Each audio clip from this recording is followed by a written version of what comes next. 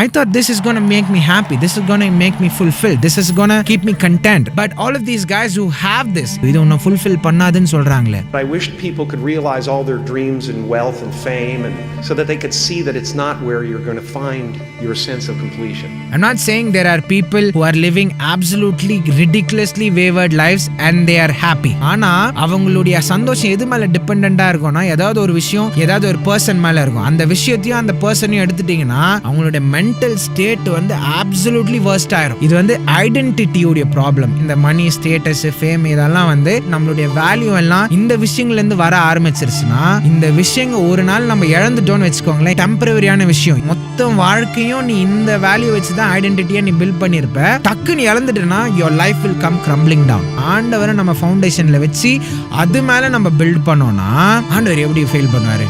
He's not temporary, he's eternal. This is what Jesus offers. நீ ஏன் பின்னாடி வா, seek the righteousness of the kingdom and I will give you all of this. ஒரு தகப்பன் எப்படி ஒரு பையனை அவருடைய பசங்களை போஷிக்கிறாரோ, ப்ரொவைட் பண்றாரோ, அதே மாதிரி ஆண்டவர்